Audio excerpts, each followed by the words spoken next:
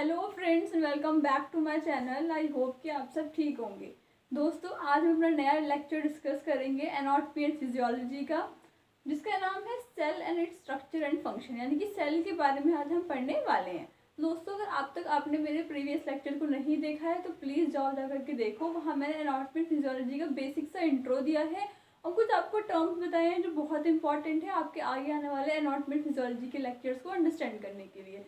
तो दोस्तों, अगर अब तक नहीं देखा है तो जाओ जा करके देख लो। मैंने फंडामेंटल ऑफ नर्सिंग के भी कुछ क्लासेस दी हैं और आगे भी मैं कंटिन्यू रखूँगी उनको, तो प्लीज़ उनको भी एक बार जा करके चेक कर लेना। और हाँ, अगर चैनल पे नए हो तो प्लीज़ चैनल को सब्सक्राइब कर लेना, बेल आइकन को प्रेस कर लेना, ताकि फ्यूचर में आने वाला कोई भी नया कंटेंट हो तो सबसे पहले आपको उसका अपडेट मिल जाए। तो आइए दोस्तों, स्टार्ट करते हैं हम वीडियो।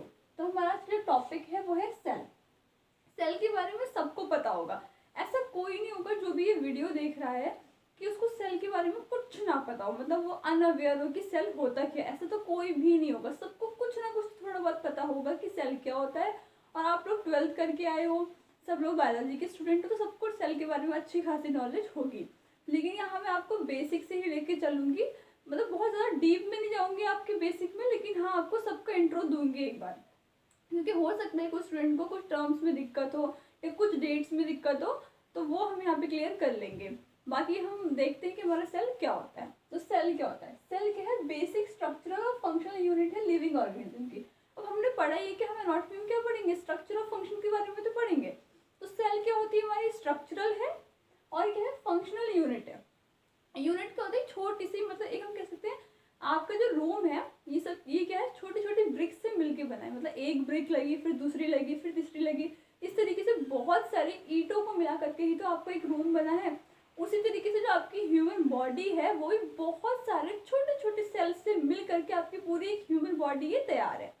तो हम कह सकते हैं कि सेल हमारे क्या है? स्ट्रक्चरल और फंक्शनल यूनिट होती है, यानी कि स्ट्रक्चर भी देती है हमारे लिविंग बॉडी को और फंक्शन भी कराती है। स्ट्रक्चर का मतलब समझ रहे हैं आप, और क्या फंक्शन भी कराएगी, तो वो क्या है? हमारा सेल है। तो हम सेल की क्या है? बेसिक यूनिट है, मतलब सेल के बिना ह्यूमन बॉडी का बनना इम्पॉसिबल है। सेल से ही मिलके हमारी पूरी ह्यूमन बॉडी बनी है।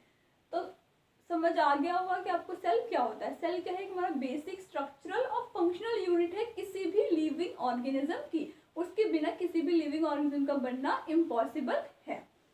तो अब हम पढ़ लेते हैं कि डिस्कवरी किसने की। हमने सेल के बारे में तो पढ़ लिया कि सेल क्या होता है, लेकिन इसको डिस्कवर किसने करा? किसने खोजा सेल को? कोई ना कोई तो होगा ना जिसने डिस्कवरी करी होगी सेल की। तो हम ये देख लेते हैं, सेल की डिस्कवरी किसने करी थी? रॉबर्ट हुक ने करी थी 1665 में। अब रॉबर्ट हुक क्या थे? हमारे इंग्लिश साइंटिस्ट थे। उन्होंने क्या करा था 1665 में, 1665 में क्या करी थी? सेल की डिस्कवरी करी थी। और ये किसमें देखा था उन्होंने? थिन स्लाइस ऑफ कॉक, जो कॉक होता है इसकी थिन स्लाइस में देखा था हमारे सेल को। सबसे पहली बार जब सेल को देखा गया था वो किसने देखा था? ये क्वेश्चन भी आपका आता है, तो किसने देखा था? रॉबर्ट हुक ने। लेकिन मैं आपको एक चीज बता दूं, उन्होंने डेड प्लांट सेल देखा था, लिविंग नहीं देखा था। अब तक जो 1665 में जब तक डिस्कवरी हुई थी हमारी सेल की, वो डेड प्लांट सेल को देखा गया था, लिविंग सेल को नहीं देखा गया था। किस में देखा गया था? थिन स्लाइस ऑफ कॉक में। ये डिफरेंस है आपका, यहाँ पे आपको घुमा दिया जाता है कि सेल की डिस्कवरी बच्चे सोचते हैं हाँ रॉबर्ट हुक ने करी थी, पर डेड प्लांट सेल की करी थी, लिविंग की नहीं करी थी। तो ये आपका यहाँ से क्लियर हो जाता है। अब बात कर लेते हैं एंटोन वॉन ल्यूवेनहुक की। अभी नए साइंटिस्ट थे हमारे, कुछ सालों बाद है, क्योंकि होता ही ऐसा आपने देखा होगा कि एक साइंटिस्ट कोई डिस्कवरी करते हैं तो कुछ सालों बाद दूसरे साइंटिस्ट आते हैं उसी स्टडी पे, मतलब जिन्होंने डिस्कवरी करी है उस पर फर्दर स्टडी करते हैं, कुछ उसकी लिमिटेशंस निकालते हैं, उनके बारे में और पढ़ते हैं और फिर न्यू डिस्कवरी कर देते हैं। मतलब पुरानी स्टडी को ही क्या कर देते हैं? वो मॉडिफाई कर देते हैं, हम ये कह सकते हैं।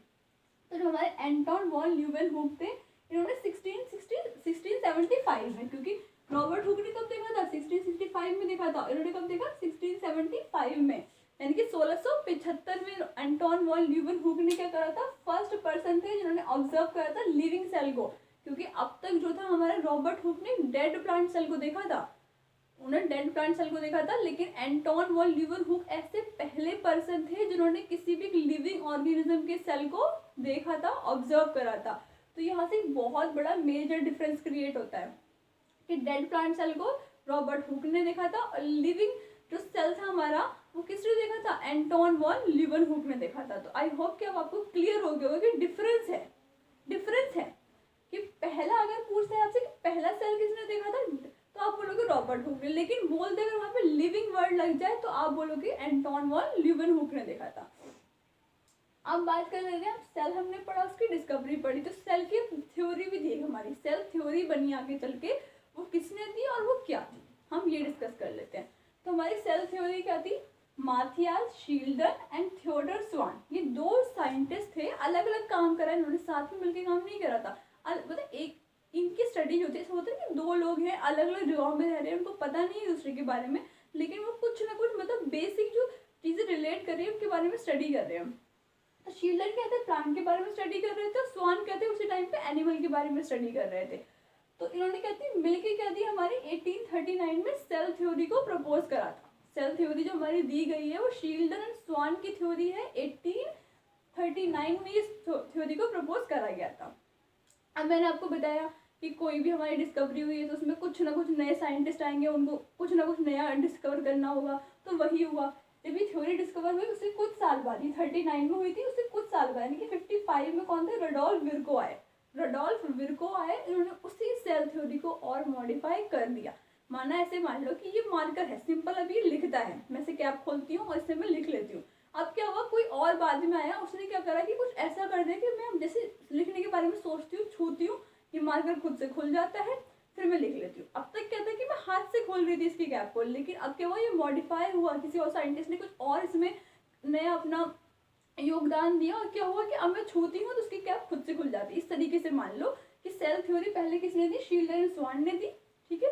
फिर रडोल्फ विर्को आए, इन्होंने कुछ और मॉडिफिकेशन करा, और क्या हुआ कि जो हमारी सेल थ्योरी थी उसको और ज़्यादा मॉडिफाई कर दिया। तो ये हमारी दो चीज़ें हैं, ठीक है। पहला अगर आपसे पूछते हैं कि सेल थ्योरी किसने दी है, तो आप बोलोगे शील्डन एंड स्वान ने दी है। उसको मॉडिफाई किसने करा है, रडोल्फ विर्को ने करा है। तो ये हमारी दो चीज़ें यहाँ पे क्लियर हो जाती हैं। अब सेल थ्योरी के प्रिंसिपल्स क्या थे, all living things are made up of cell. पहला तो उन्होंने बताया कि जितनी भी लिविंग थिंग्स है सबकी सब सेल से मिलकर बनी है, ये हमने अब तक जान लिया है कि सेल से मिलकर ही सारे लिविंग थिंग्स बनी है। नेक्स्ट आता है हमारा cells are smallest working unit of a living organism. Cell क्या है, सबसे छोटी वर्किंग यूनिट है किसी भी लिविंग ऑर्गेनिज्म की, ये भी हमें पता है। नेक्स्ट आता है all cells come from pre existing cell through cell division, यानी कि सारे सेल क्या है, प्री एग्जिस्टिंग सेल से मिलकर बने हैं। क्योंकि देखो शील्डन और स्वान ने क्या करा था, शील्डन ने बताया था प्लांट के बारे में, स्वान ने बताया था हमारे एनिमल के बारे में, ठीक है।